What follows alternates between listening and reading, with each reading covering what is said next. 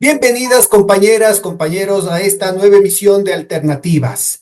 Marcos Reutemann, un querido amigo, profesor de la Complutense, sociólogo, analista político, chileno, exiliado en España, y nos acompaña nuevamente y vamos a hacer un breve repaso, porque no tiene mucho tiempo, sobre lo que está sucediendo en la coyuntura internacional y sobre todo la bronca cada vez más abierta entre una Europa continental dominada por la City de Londres y Trump. ¿Y qué es lo que eso le depara para América Latina? Muchas gracias. Bienvenido, Marcos. Muchas gracias, querido amigo. Es un placer y un honor, como siempre, estar, iba a decir, a tus órdenes. Nunca, o sea, que cuenta conmigo, sin Oye, problema. y no, vamos a quedarnos con, hay un montón de temas y que se han venido acumulando pero además se van a precipitar muchos más y muy rápidamente en los próximos días, en las próximas semanas. Así es que yo te comprometo desde ya a continuar la conversación. Empecemos con lo inmediato, es decir, ¿cómo ves tú este proceso de desafío de la Europa continental a unos Estados Unidos a los que habían hecho un esfuerzo, pero denodado por ponerse alfombras, ¿no? Inclusive poniendo en riesgo no solamente la reproducción de sus economías, sino las propias ganancias de sus oligarquías por parte de las élites europeas?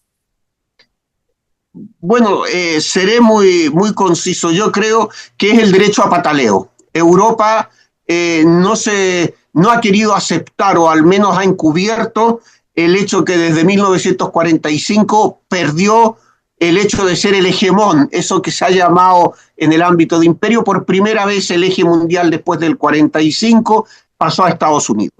A partir de ahí, Europa pasó a ser un socio menor, importante desde el punto de vista de la lógica geopolítica que se inaugura en Yalta, ¿no? Que después sigue en la OTAN, ¿no? Y después termina en lo que es la reconstrucción de Europa, ¿no? Es decir, que es curiosamente 46, 47, 48 y 49. Europa pierde ese control, pero en definitiva Estados Unidos construye sus bases, construye su dinámica, porque aparece un nuevo enemigo, que es la Unión Soviética, y necesita ahí un socio fuerte, ¿no? O sea, un socio fuerte, ¿no? Sobre todo porque hay que entender lo que significó la OTAN, ¿no? Y lo que significó fundamentalmente el Plan Marshall.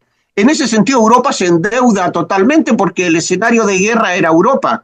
Estados Unidos surge militar, estratégica y económicamente en ese ámbito industrial militar, lo que se habló, siendo el eje por el cual pasan los procesos de toma de decisiones.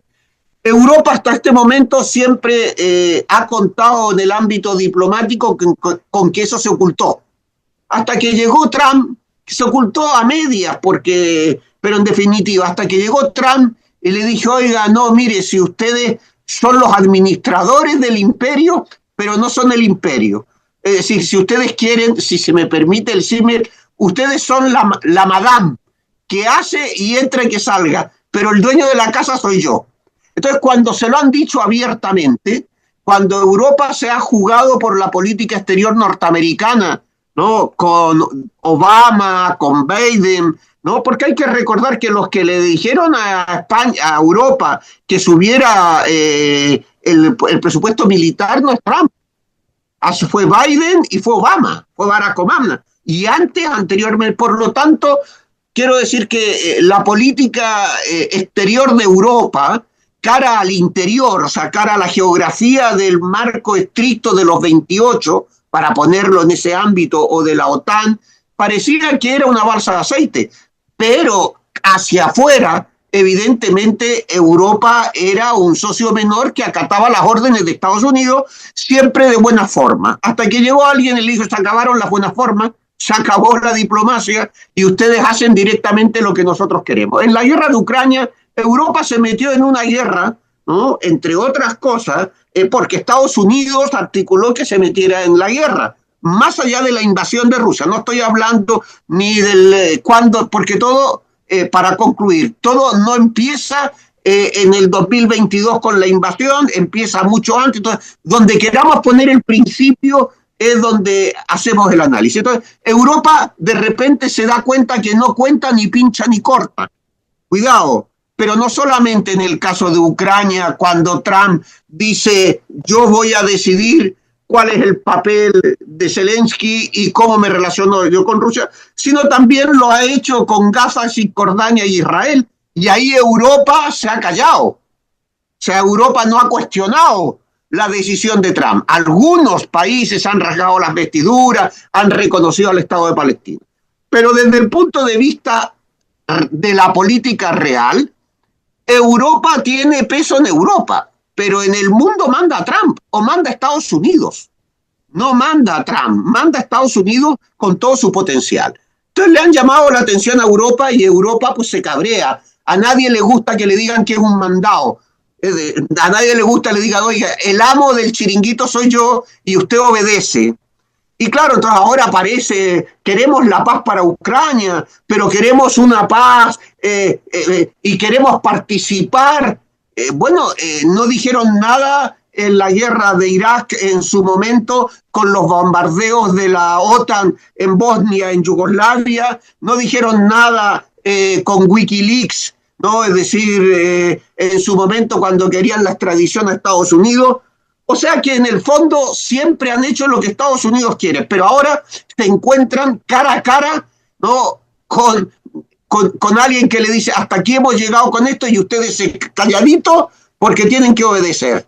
Y eso interiormente duele mucho porque los dirigentes, me da igual que sea el nuevo canciller de Alemania, me da igual que sea Macron, me da igual incluso que sea Meloni, que puede entrar con más relación con Trump que otro, o con el primer ministro de Gran Bretaña. Exactamente lo mismo, ¿no? Todos están buscando recuperar un espacio que se perdió en términos de poder en 1946, después de la Segunda Guerra Mundial, después de las caídas de las 2 bombas atómicas y después que se creó el Fondo Monetario Internacional y el Banco Mundial, y Europa ha dependido, ¿no?, tecnológicamente en términos de poder, el proceso de toma de decisiones ha dependido de Estados Unidos. Lo que pasa es que se lo han dicho muy abiertamente. Eso, pero a ver, no es solamente el dicho, ya quisiera, después te pregunto sobre el tema de los discursos, no solamente del gobierno, sino también de las oposiciones, pero yo quisiera empezar ubicando el momento, lo cualitativo del momento, en el sentido de que no es solamente que les han dicho de frente, sino que les han obligado a hacer cosas que los lesiona de manera definitiva, de manera estructural en el plano económico, en el plano de su proyección de largo plazo. Creo que siempre ha habido un sometimiento, pero ha sido un sometimiento negociado sobre la base de una asociación que permitía la continuación de una Europa industrial con una locomotora en Alemania, que esté sustentada en un mercado interno fuerte con significativos niveles de distribución del ingreso y de estado de bienestar. Ahora todo eso está siendo puesto en cuestión, pero de manera muy, muy rápida. Y probablemente, no sé cuánto tiempo tome una reacción, si es que la hay, de parte de las élites alemanas, pero la recuperación puede tomar, si la existe, la recuperación va a tomar al menos una década en términos económicos. Entonces, yo quisiera un poco ubicar cómo procesa, ¿no es cierto?, las élites, las oligarquías de los distintos sectores europeos, este golpe de timón, ¿no? Es decir, no el de Trump, sino el anterior, es decir, este proceso ya. Francia tuvo que aguantar con Chirac, pero el derecho a pataleo de Chirac, de gente como de Villepin, ¿no es cierto?, mostraban claramente un proyecto que estaba siendo lesionado y que reclamaba. Y de alguna manera trataban de sostener las cosas hasta que perdieron totalmente la soberanía en estos últimos 15, 20 años. Pero en el caso de lo que se ha dado desde, como bien mencionas, desde la época de Obama y sobre todo con Biden y la guerra de Ucrania, es un proceso que los lesiona, que los deteriora de manera muy objetiva, demasiado evidente. ¿Cómo entenderías tú el cambio político, el cambio geopolítico y el cambio en la estructura de poder interna de las oligarquías europeas? Bueno, el contexto, para decirlo, digamos, en esa lógica. Primero Estados Unidos, Estados Unidos mira a China. El gran problema de Estados Unidos ¿no? Es que le ha surgido tanto China como los BRICS, que están cuestionando su hegemonía mundial desde la perspectiva de la capacidad de control en términos tecnológicos, en términos militares, en términos incluso de ciencia, en términos de la producción, ¿no? Por lo tanto, Estados Unidos, sabemos que como todo imperialismo, como todo imperio, ¿no? Tiene su principio, como lo tuvo Roma, como lo tuvo todos los grandes imperios del siglo XIX, ¿no? Nacen, crecen, se desarrollan y mueren. Por lo tanto, estamos en un momento, yo diría, no digo final, porque eso aparece muy tétrico, ¿no? Claro, pero se acerca una posibilidad de una guerra, pero no nos pongamos perpetistas en ese ámbito del horizonte. Por lo tanto, Estados Unidos tiene claro hacia dónde mira.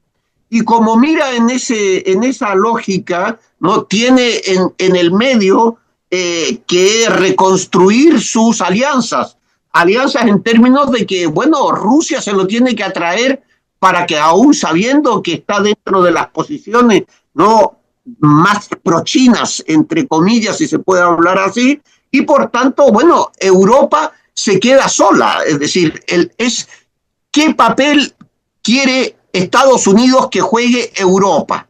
Que sea una Europa cada vez más dependiente de Estados Unidos, pero eso lo facilitó las mismas reformas neoliberales, cuando las reformas neoliberales de apertura comercial, financiera, fin de las políticas proteccionistas keynesianas, que hoy estaban tirándose de las mechas, pero bueno, si pensamos en América Latina, no es ni más ni menos que lo que planteaba Previs. No hablo en términos absolutos, sino en términos relativos. No vamos a aplicar el 20, el 25% de aranceles. No, pero el proceso de industrialización devenía, entre otras cosas, de la protección de lo que se llamó crecimiento, desarrollo hacia adentro, en la famosa dinámica de industrializar en América Latina. Aquí hubo revolución industrial. Para terminar, es cierto que la locomotora de Europa era Alemania en términos económicos, en términos industrial, pero claro, se ha ido encontrando lentamente que con la apertura financiera y comercial, pues como pasa en todos los países de Europa, pues tienes a China de por medio, que sin hacer alaraca, sin hacer ningún tipo y nosotros ahora vamos a comernos el mundo, pues ganan los coches eléctricos, gana en términos simplemente de lo que son productos de primera necesidad y básicos no alimentarios, ¿no?, que implican el consumo, digamos, telas, camisas, chaquetas, pantalones más baratos, y que la gente, bueno, pues eso ha expandido el comercio chino, y por otra parte también ha puesto en cuestionamiento a la propia empresa, entre comillas, de calidad europea, lo que señalaba esa calidad que del Made in, ¿no? Es decir, uno decía Made in Alemania, incluso Made in Japón, ¿no? En Japón, que tenía esa lógica y esa dinámica.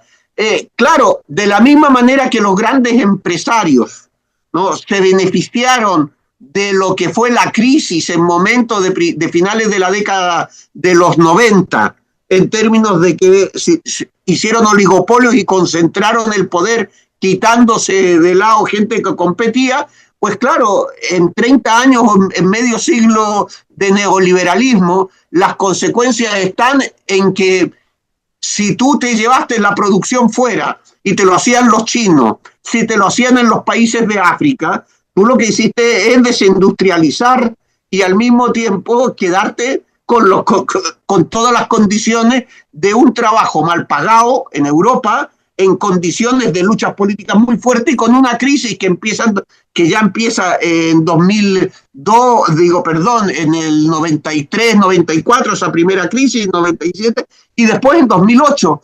Entonces se han quedado sin capacidad de respuesta. En tanto en cuanto, bien, uno puede decir, la crisis en Alemania ya viene de atrás, la crisis en España, ya no digo Francia, que implica también movilizaciones sociales muy grandes. No significa solo el Brexit, ¿no?, en términos de Gran Bretaña. Entonces, desde luego, los que sí están ganando, por eso son las 35, sobre todo el capital financiero, tú dijiste en la City, en Gran Bretaña, ¿no?, o en Inglaterra, Y hoy, por ejemplo, estaba escuchando, las empresas europeas de producción de armamento han subido en la bolsa del orden del 3-4 puntos en 2 días. ¿Por qué? Porque Europa ha dicho, ¿no? Es decir, en la reunión del domingo, que necesitamos una política de defensa, no de seguridad, de defensa, porque la seguridad tiende a buscar la paz y no a armarte. La política de defensa tiende a armarte en función de tener un enemigo. Déjame te completo el dato, porque es todavía más grave la cosa. Bueno, primero tienes el asunto de que todas las industrias vinculadas al complejo industrial militar, sobre todo angloamericano, tienen desde antes, o sea, desde que Victoria Nuland dijo fuck the EU, o sea, desde que Victoria Nuland estaba preparando en febrero del 2014 el golpe, antes del golpe empezaron a trepar y hubo un cambio de manos, hubo una serie de compras en el mercado de valores muy apalancadas del complejo industrial militar en el que Europa tenía, o sea, tenías en primer lugar Estados Unidos, Gran Bretaña y luego en un segundo lugar bastante de socio menor Europa continental. Tienes unas ganancias gigantescas en la bolsa de valores de todas las Lockheed Martin, Raytheon, General Dynamics, General Electric, en fin, todas esas de ahí, ¿no? Pero muy bien mencionas vos el tema de lo que pasa con la industria, lo poco que queda del complejo industrial militar en Europa y sobre todo en Alemania, que es una herencia de lo que fue antes la cuenca del Ruhr, ¿no? El tema de la forja, que tenían una conexión de amor y odio con sectores industriales y mineros franceses, que es Rheinheim Metal, ¿no? Y ellos tienen, durante todo el 2024, tienen una situación más bien estancada y a la baja, pero en los últimos 3 meses ha crecido la cotización en más del 150%.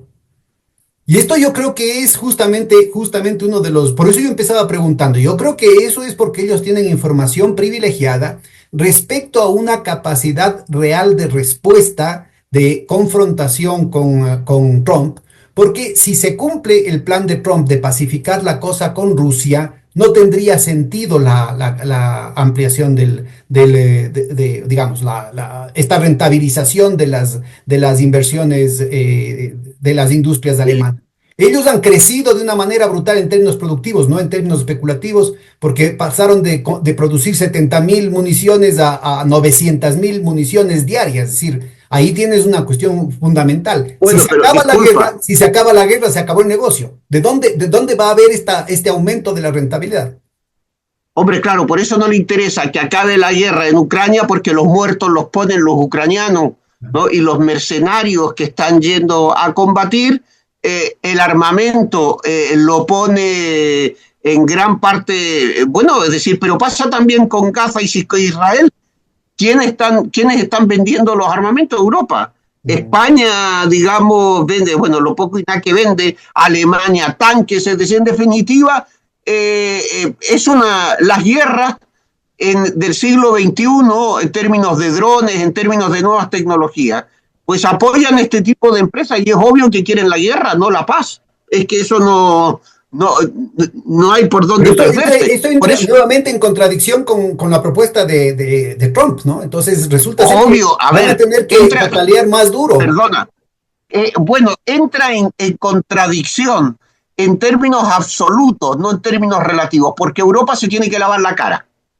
Tiene que decir, si después de 2 años, con todo lo que hemos invertido, con todo lo que hay, no se asume la derrota de la guerra, la derrota militar, que por lo menos esa derrota militar no sea una derrota política tan clara, tan evidente. Claro, por eso han transformado a Zelensky en el gran líder, ¿no?, de la Europa democrática y de los derechos humanos.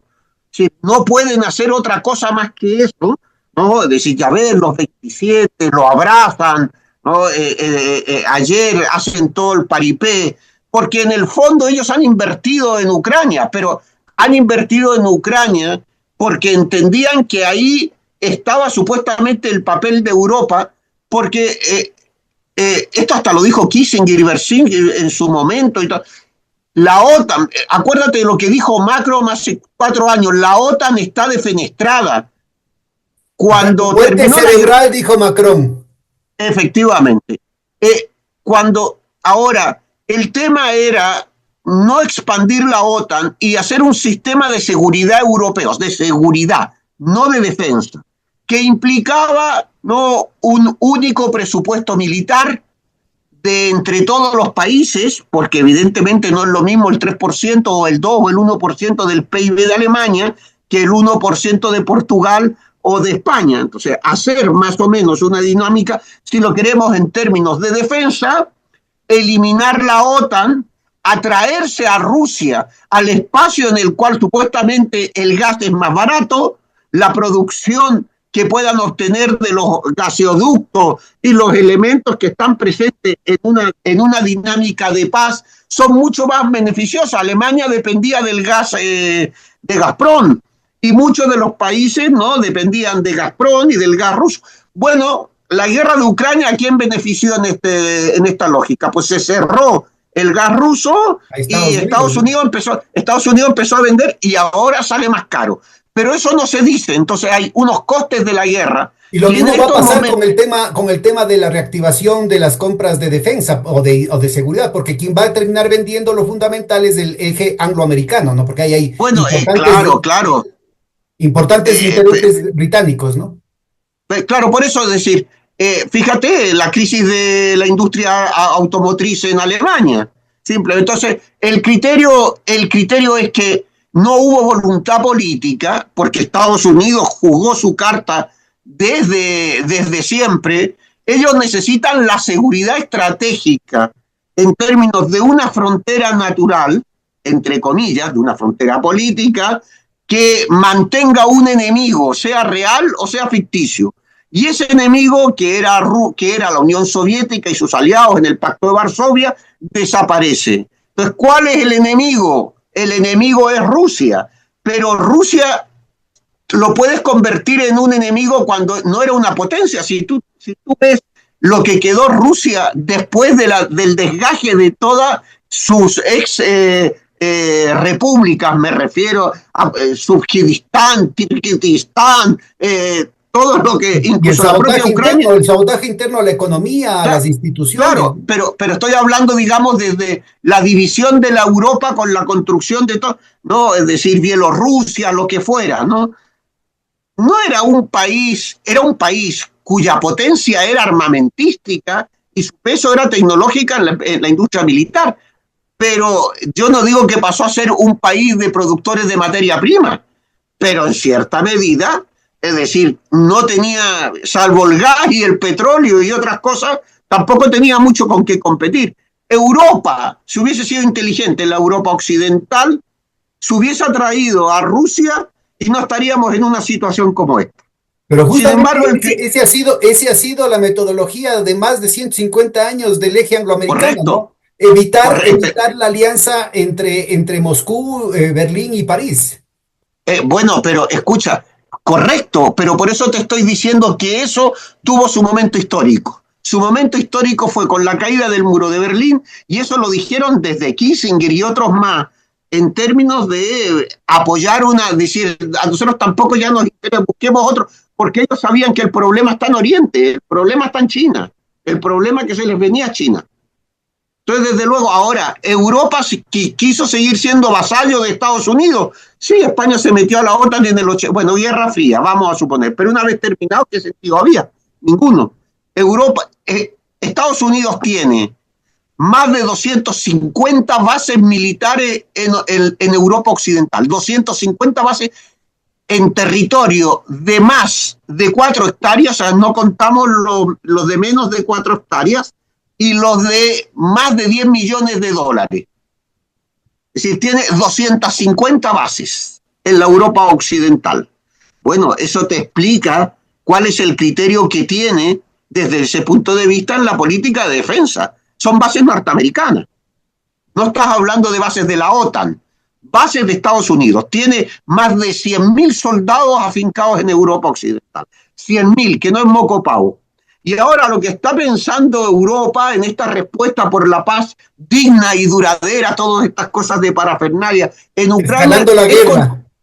Es declarando la guerra Es decir, declarando la guerra, bueno, ya está declarado, pero porque ha enviado armas, ha enviado dinero, ha patrocinado, es decir, que está en el, o sea, Bueno, está en solo el lado de fíjate, ¿no? Ucrania. Es decir, en desagravio a lo que le acaba de jalar las orejas Trump a Zelensky, el gobierno ¿cómo es? De Sánchez está entregando $1.000 millones que no tiene para el caso español, que jamás se ha Bueno, planteado siquiera en el horizonte de la cooperación iberoamericana, los está mandando, pero en 5 minutos a Ucrania.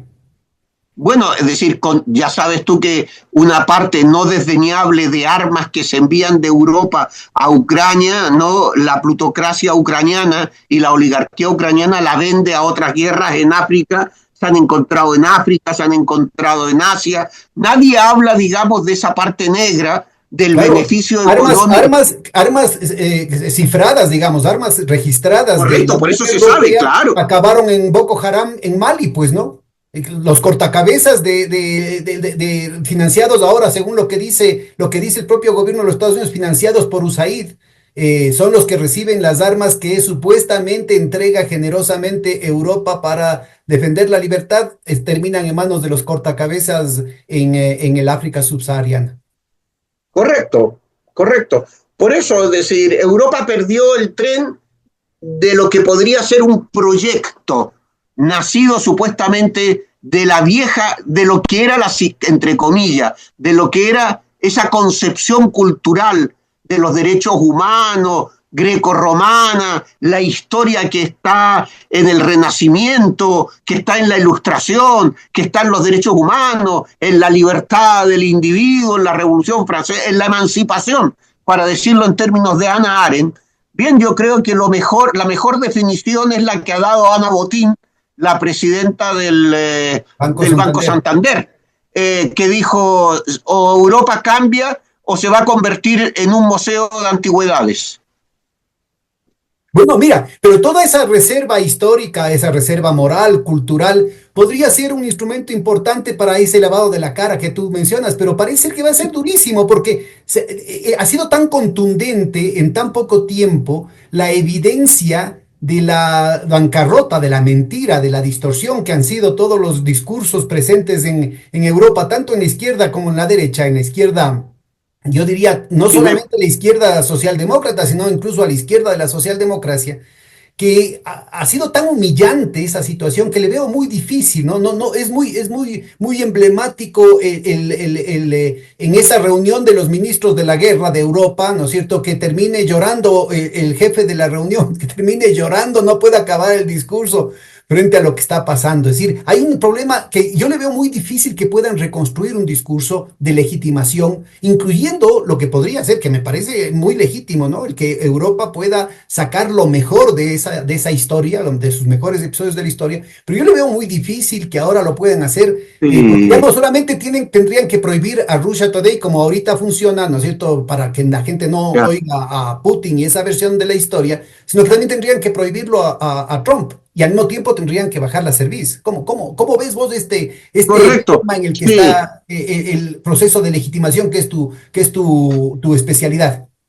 Mira, primero yo creo que Europa despilfarró la posibilidad, o sea, despilfarró su background, no para decir, o sea, su historia, despilfarró su pasado, todo aquello que constituía el marco sobre el cual se construyó, que tampoco hay que recordar también la Europa del colonialismo y la esclavitud, es decir, que No para es no solo la citar a más, emancipación de todavía, Hannah Arendt, de hecho, eso solamente puede hacer sí, cerrando los ojos, ¿no? Frente a las barbaridades que han cometido. efectivamente, efectivamente. Pero yo creo que lo primero que tú dices es que, y estoy de acuerdo contigo, yo creo que todos aquellos, esto es, eh,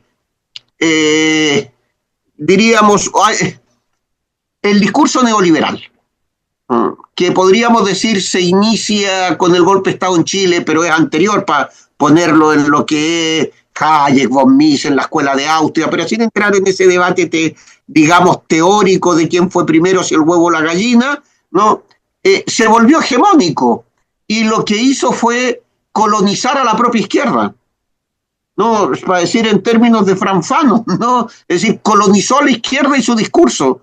fue el criterio de bienvenida a la economía de mercado, bienvenida a la sociedad de mercado, todo para el mercado, no vamos a reestructurar el Estado, achicar el Estado, la reforma del Estado, y en eso cayeron todos. Uno puede decir, oye, mira, tenemos Margaret Thatcher, pero no solamente fue Felipe González en España, fue Mitterrand en Francia, en Grecia fue Papandreou, no Papandreou,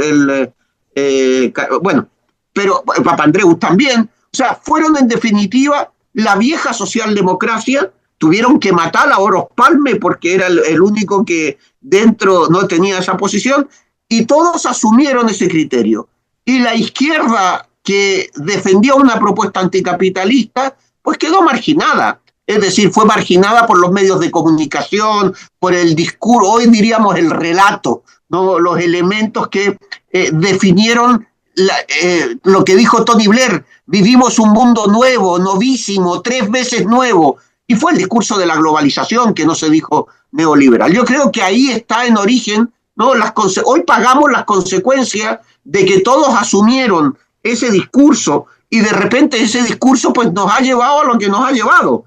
Es decir, Trump es consecuencia de la socialdemocracia, es consecuencia del abandono de las propuestas que podríamos señalar era el estado del bienestar o la concepción, estoy hablando en términos socialdemócratas, ¿no? Es decir, del socialismo democrático, eso, ¿no? Que se vino a llamar como tal, ¿no?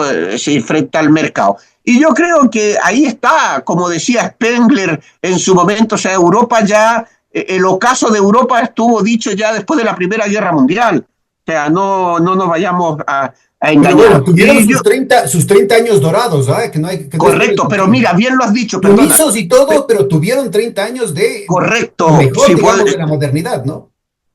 Bueno, si lo ponemos, digamos, en términos de la historia contemporánea del siglo XX, más allá de las 2 guerras mundiales, es decir, es un momento en el capitalismo extraordinario.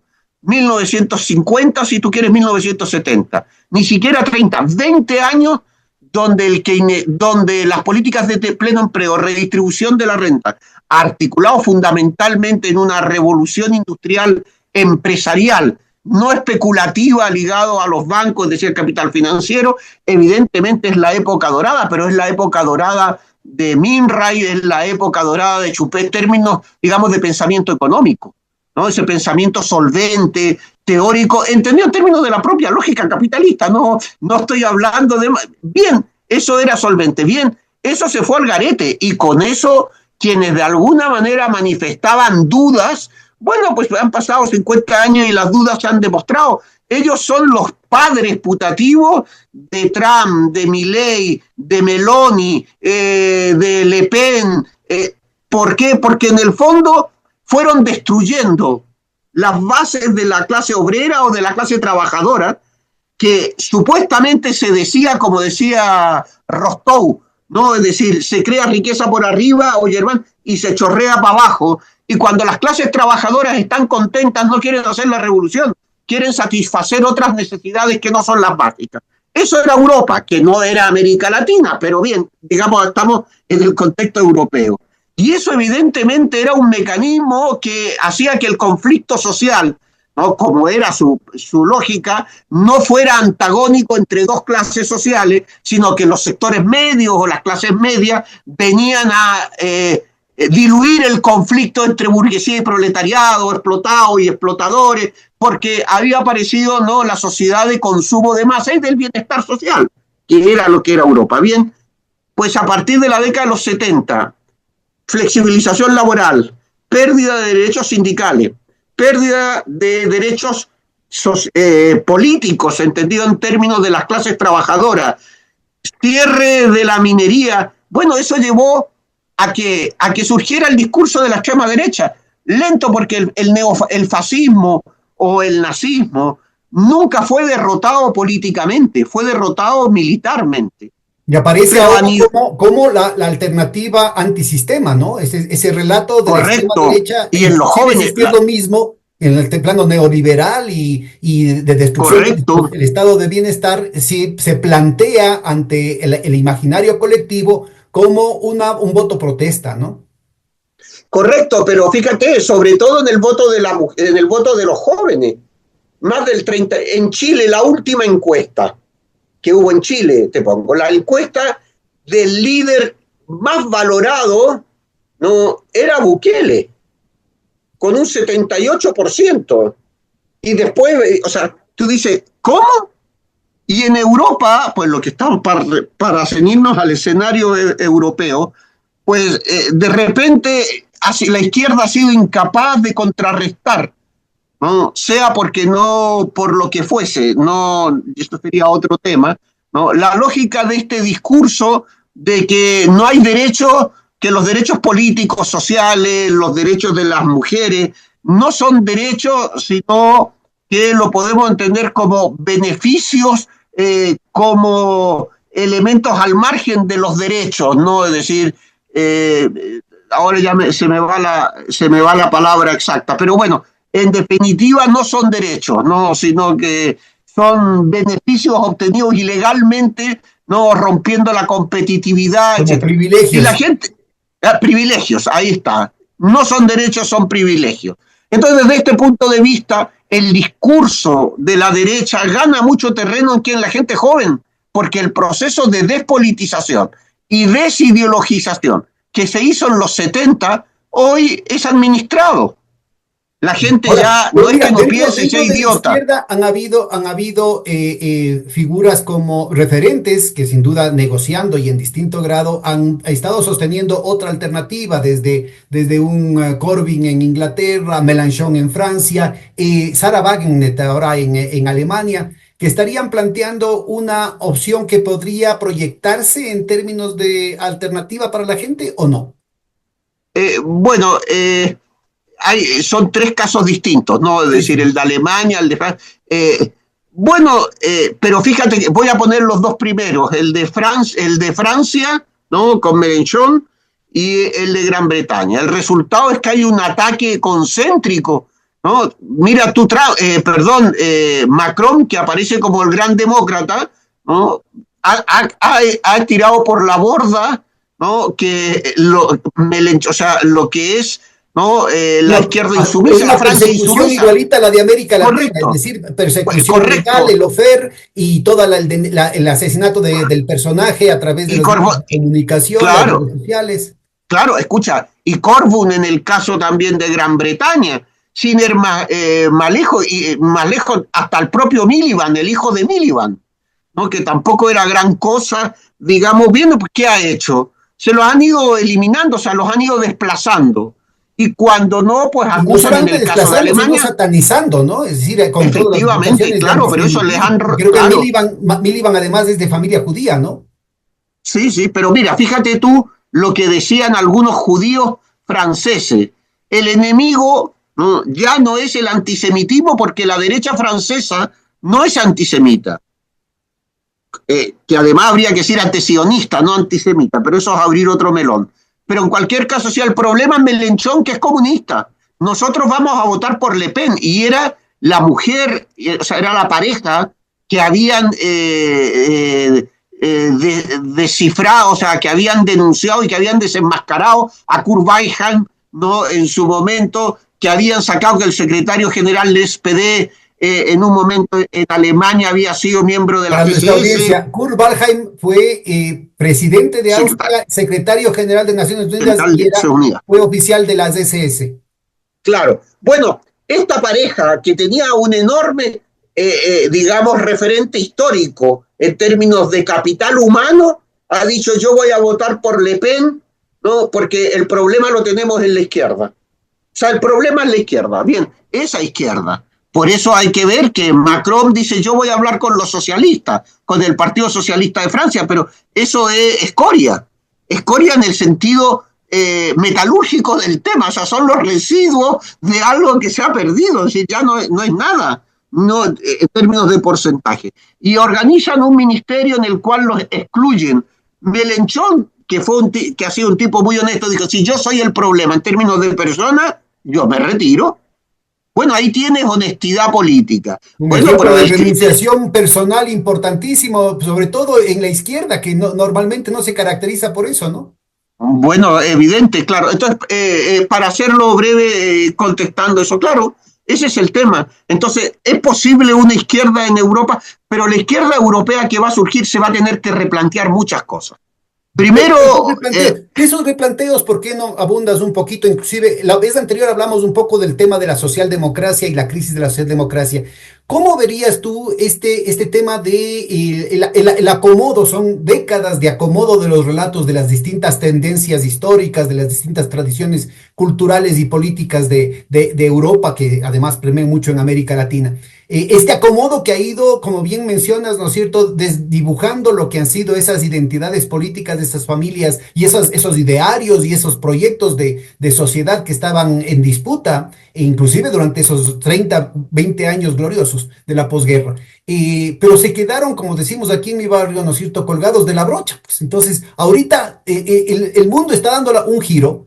Los Estados Unidos están dando un giro y su propio sometimiento ahora tiene que darse no solamente bajo otras reglas del juego, sino tiene que darse como un sometimiento con otro discurso. Discurso que está primando es el discurso del proteccionismo, es el discurso del nacionalismo y es un discurso, como habíamos visto en el caso, por ejemplo, de la guerra de Ucrania, en el que queda totalmente desmoronadas las mentiras con las que habían venido manejando hasta ahorita. En el tema de USAID y del buenismo, entre comillas, de la socialdemocracia, de los organismos internacionales, totalmente desmoronado el asunto. Toda la cuestión con respecto al Medio Oriente, toda la cuestión con respecto al desarrollo, todo lo que tenía que ver con la lucha por la democracia y la libertad, en la que izquierda y derecha europea siempre tenían más bien ahí un consenso, queda totalmente desmoronado. Es humillante. ¿Cómo así? Yo creo que van a tener que llorar no solamente los ministros de defensa, sino también los grandes líderes políticos van a tener que llorar porque se quedan sin relato, pues. correcto, yo creo que a la izquierda se tiene que hacer una gran autocrítica, ¿no? O repensarlo, yo diría que repensar teóricamente aquellos elementos que uno le dieron identidad, le dieron fuerza, le dieron credibilidad y supieron construir un programa y un proyecto. Hoy van a rebufo de la derecha, no tienen programa, no tienen proyecto. Entiendo por programa y proyecto, ¿no?, una creación de alternativa más allá de responder a la extrema derecha o responder a las políticas de privatizaciones o a las políticas contra la mujer o a las políticas económicas, a las políticas de pérdida de derechos sindicales. Y ya ahí hay bastante tarea, ¿no? Ahí hay bastante tarea. Correcto. ¿No? Pero mira, podemos poner ejemplos, ¿no? Si tú no tienes proyecto y programa, las revueltas populares, como puede ser el caso de Chile, o incluso, si estamos en Europa, podríamos decir las chaquetas amarillas, ¿no? Si tú no ofreces una alternativa, quien gana ahí es la extrema derecha, siempre. Siempre. Pero a lo que vamos, para no meternos en tantos berenjenales, hay que replantear el tema de la migración, claro, por supuesto. Y eso la izquierda no lo quiere hacer, o sea, no quiere entender. Ahí está el caso de Alemania, de la Sara, ¿no?, que dice, yo soy una izquierda conservadora en términos educativos. No, hay que entender también. Entender no significa aprobar. La izquierda no puede tener una política de vivienda, de migración. Tú no puedes tener una política de vivienda, ¿no?, donde tú no graves, hablo en Europa, el límite del pago de alquiler, ¿no?, de los grandes propietarios que son los dueños de cientos de casas, hablo del caso de España, ¿no?, y que son especulativos. Tú no puedes hacer que paguen trabajadores en un sueldo de 1.200 euros, pero lo podemos llevar al conjunto de Europa. Tú tienes que garantizar unas condiciones mínimas de salud, de educación, o sea, una vida digna, una calidad de vida digna.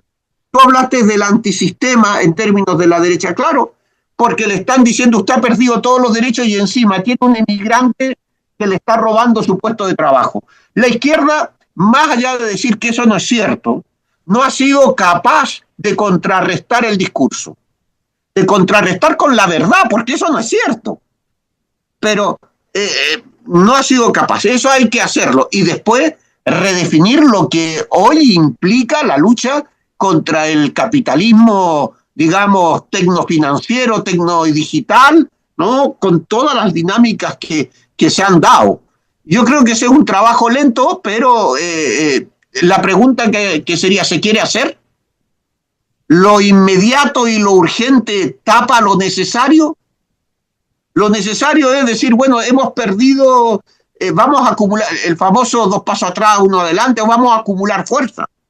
Hay que acumular fuerza, pero para que cuando surja la explosión social, tú digas, ojo, aquí está el programa, no para imponerlo, sino para debatirlo. Mira, aquí está una nueva constitución, donde los derechos son estos, donde la política internacional son estos, donde las características de las leyes de prensa, la seguridad ciudadana,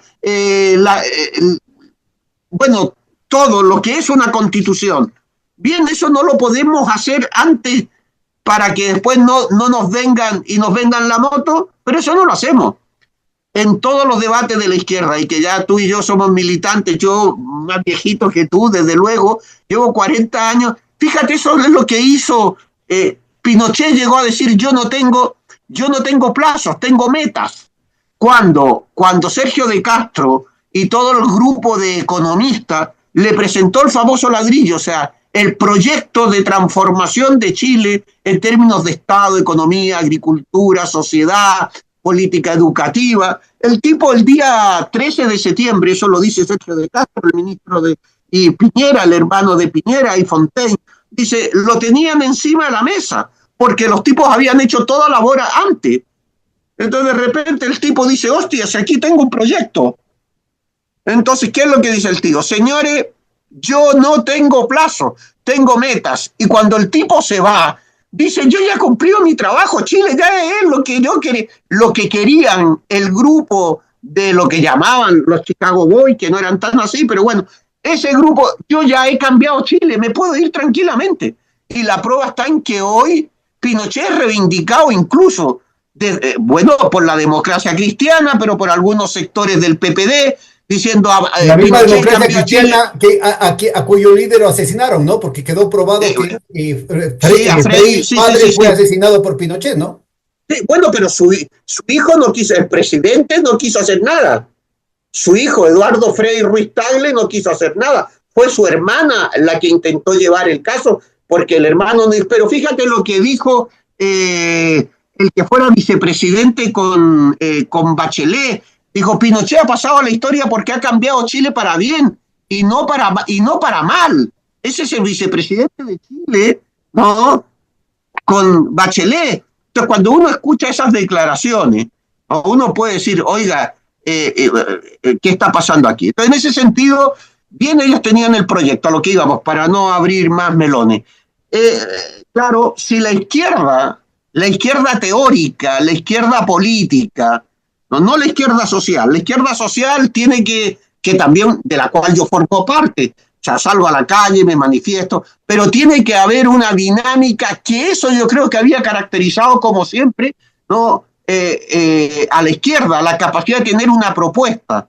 No me refiero al debate teórico, si Althusser o Pulanza, si la clavo, digamos, no me refiero a esas lógicas. Me refiero a la construcción de una propuesta consistente.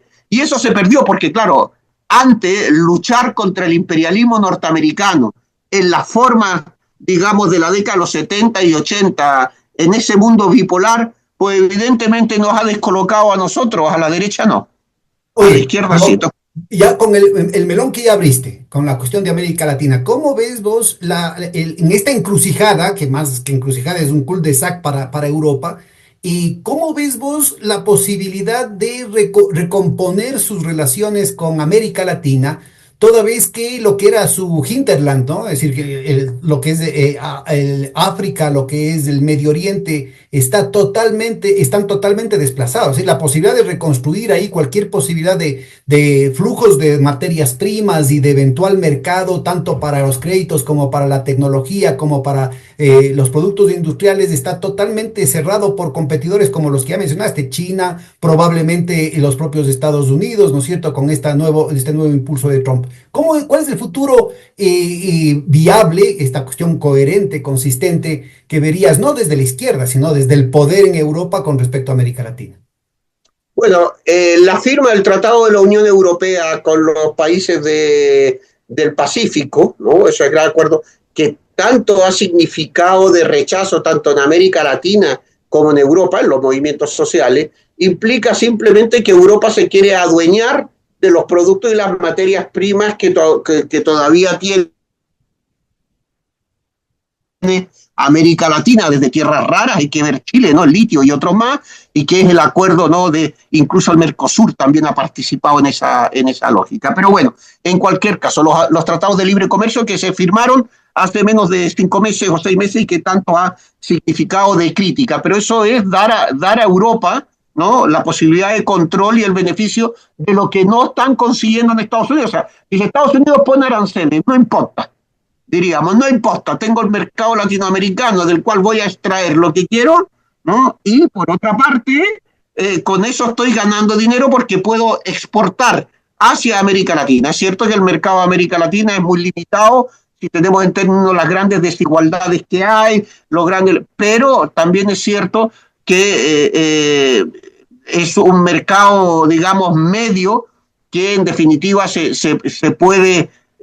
claro, Argentina no, pero en ese ámbito, digo Argentina no ahora, pero en definitiva, Europa ha jugado siempre la carta como la jugó en su momento Gran Bretaña, es decir, apoyó a Chile frente a la Confederación Perú-Boliviana porque tenía el nitrato al lado y con la guerra del Pacífico, y tenemos la guerra de Brasil también con Bolivia en 2000, en el 1901, y tenemos la guerra del Chaco, y tenemos todos los mecanismos sobre los cuales, digamos, detrás están los intereses de materias primas. Yo lo que creo en cualquier caso, que América Latina, ese concepto de América Latina, entendido en términos de mundo cultural global, las 22 Américas Latinas y el Caribe, eso no existe. Eso ha sido más bien una propuesta romántica, bueno, no digo Rubén Darío y la modernidad, pero una propuesta que en el fondo podría haber sido la CELAC, podría haber sido el tiempo de Hugo Chávez, de Correa, de Fidel, en el momento de Evo Morales, es decir, antes de toda esta bronca que ha habido, y que incluso de Argentina con Kirchner, Brasil en su momento, ¿no? Bien podría ser esa la propuesta, sí, pero esa propuesta decayó porque los líderes políticos que afianzaban esa propuesta, ¿no? O murieron o fueron derrotados por el gran capital en términos de traiciones. ¿Para qué te voy a poner el caso de Ecuador, que tú lo conoces mejor que yo, ¿no? Decir, con alguien que se llama Lenin incluso, ¿no?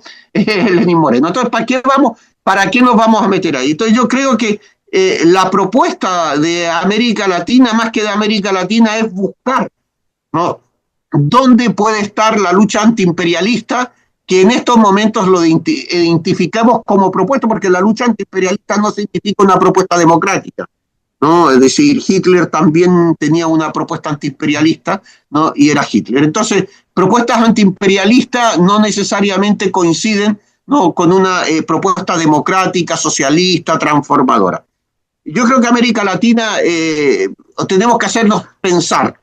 Es decir, cuando ahora uno dice Boric se reúne con Lula y aparece también, ¿no?, con no sé qué, con 2 presidentes más, dice, no, mira, eso no significa nada. Boric ha entregado todo el país a las transnacionales.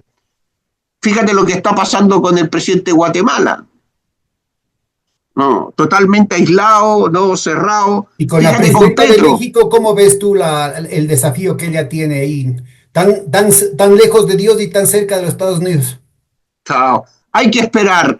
Yo creo que hay una gran diferencia con López Obrador. Ella no tiene cola que le pisen, ¿no?, como dicen en México, y ella proviene de la izquierda. Ella no ha hecho un viraje desde el PRI, ¿no?, llegando, independientemente de los valores que puedan tener o no, es decir, los pasados condicionan nuestro presente, ¿no? Y somos desde esa perspectiva ¿no? Herederos y responsables de nuestro propio pasado. Yo creo que el pasado de la presidenta de México permitiría pensar, aunque no le daríamos el precio de la duda, ¿no? Tiene un pasado de izquierda, ha sido una luchadora social, ¿no?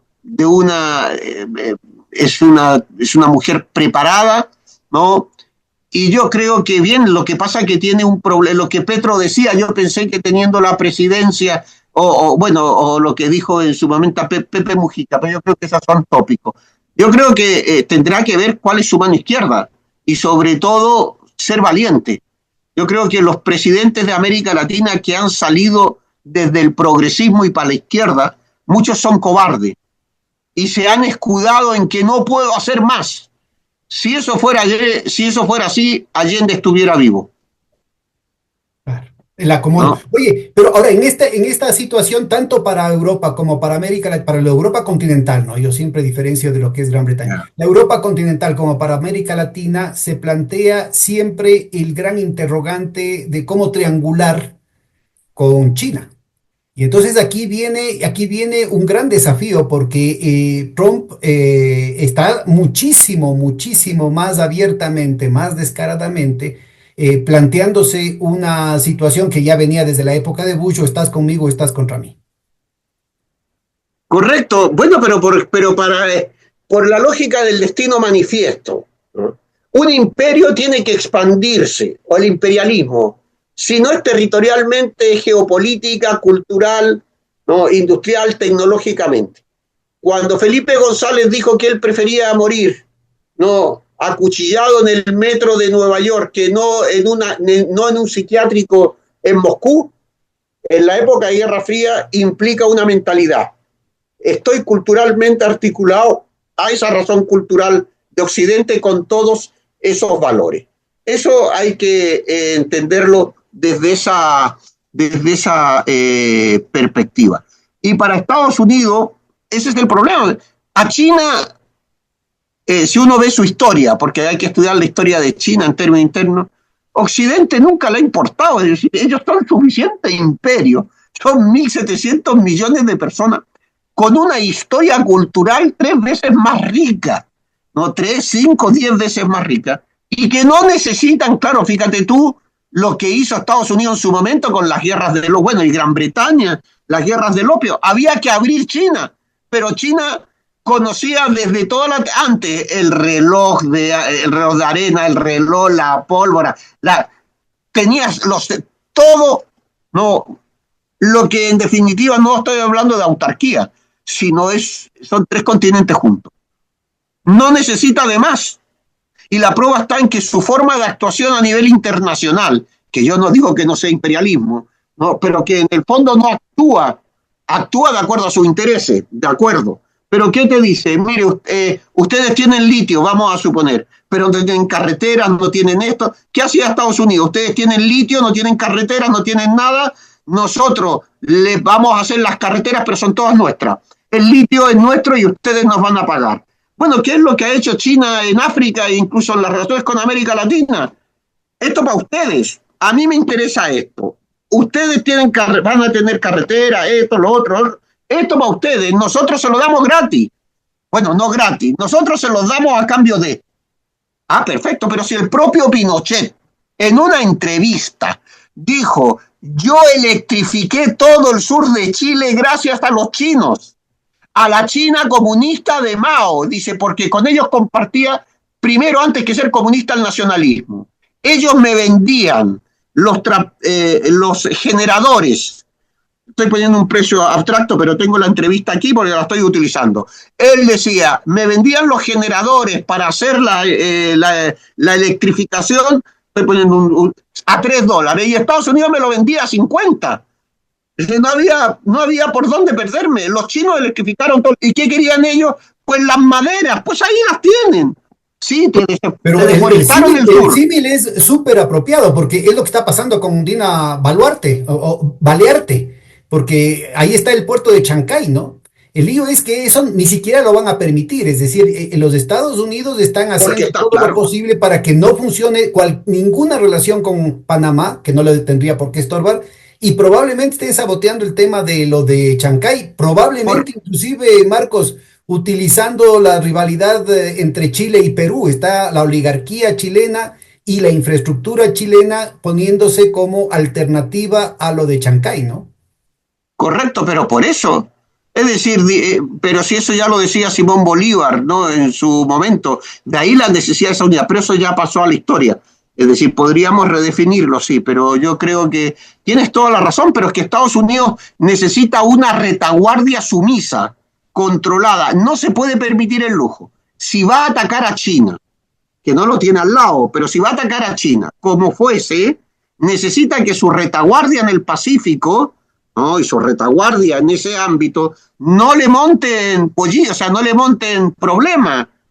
No, que Venezuela esté donde tenga que estar, que Brasil esté donde tenga que estar, que Chile esté donde tenga que estar, porque no se puede no se puede permitir el lujo de tener tantos frentes abiertos. Entonces, claro, antes de atacar a China, va destruyendo todo lo que está al lado, desde el punto de vista que le afecta, pues sí. ¿Cuál es el posible imperialismo en términos teóricos o hegemonía mundial que pone en peligro a los Estados Unidos? ¿Rusia? No. Rusia tiene el poder militar que si aprieta el botón Putin porque le da o no sé qué, nos vamos al garete todo como si lo hace Trump. O sea, en eso estamos de acuerdo. Pero incluso ahí, no, Putin tiene, sabiendo lo que es de oligarquía, plutócrata, si no, pero tiene, como diría Ramonet, tiene mucha mayor capacidad militar y de fuego que lo que tienen Estados Unidos y Europa. Por eso Europa se contiene. Pero bueno, en definitiva, ¿cuál es el problema? ¿Cuál es el único país que le puede poner en cuestión la hegemonía a Estados Unidos? ¿Qué país? Dime uno. China. Y justo en esa dicotomía, en esas tensiones que no son solamente geopolíticas, sino también comerciales, financieras y tecnológicas, sobre todo Claro. tecnológicas, ¿cuál va a ser la propuesta de esta reformulación europea? No tiene. Va a remolque de lo que diga, hasta en la prueba está en que va a remolque. No tiene una propuesta de paz para Ucrania. Porque dice, es que es el país invadido. Vale, ya, de acuerdo, pero tú perdiste la guerra. O sea, Ucrania, si evitamos caer, digamos, en chauvinismo, tú ganas, tú pierdes, tanto esto, tal la otra, simplemente el escenario de guerra. Ucrania está perdiendo la guerra. Entre más desgaste haya, Rusia puede mantenerla, sí, claro. Lo que quiera la puede mantener. Claro, esto de lo que quiera es un decir. Bien, Ucrania por sí sola no sostiene la guerra. La están apoyando de afuera, con todas las consecuencias que tiene. Bien, como se han visto en que Trump ha dicho hasta aquí hemos llegado, ¿no? Hasta aquí hemos llegado porque yo tengo otros intereses, es decir, a mí me interesa más defender a Netanyahu, ¿no? Que a Zelensky, porque además no me quiso apoyar cuando yo le dije que me pasara los datos del hijo de Biden, pues me lo cargo, yo no tengo ningún problema, claro, pero Europa se la ha jugado. Entonces, siendo mal hablado, se queda con el culo al aire. Entonces, pero el problema es, entonces, ¿qué es lo que dice? Queremos llegar a la paz antes de la guerra. Digo, ¿perdona? Es decir, tú me estás diciendo, o sea, ¿sabes lo que estás diciendo? Es decir, aquí han habido 2 años de guerra, ¿no? Y Ucrania ha perdido la guerra. Bien, intenta negociar, ¿no? A la baja, es decir, al alza lo más posible, pero siendo realista. Eso es lo mismo que pasaba en cualquier guerra, ¿no? Incluso si ves los casos centroamericanos, ¿no? Pues bueno, puede haber un empate técnico, como fue en su momento en El Salvador, entre el FMLN, ¿no? Es decir, pero estaba apoyado por ejércitos norteamericanos. Bien, pues hubo que negociar, no solamente dialogar. El problema está en que dialogar no es negociar.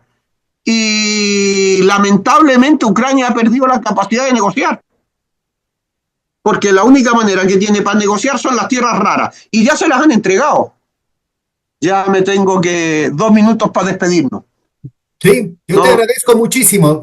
Si quieres cerrar la sesión, estamos ahí pendientes y de nuevo quedamos también comprometidos para una segunda parte de esta conversación. Correcto, sin problema. Agradezco infinitamente la invitación. Creo que ha sido muy instructiva porque hemos establecido cierto grado de diálogo, lo cual siempre está bien, y que hemos dado elementos para que la gente reflexione y piense. No que piense como Royman o no como que piense como Pedro Páez, pero que al menos piense.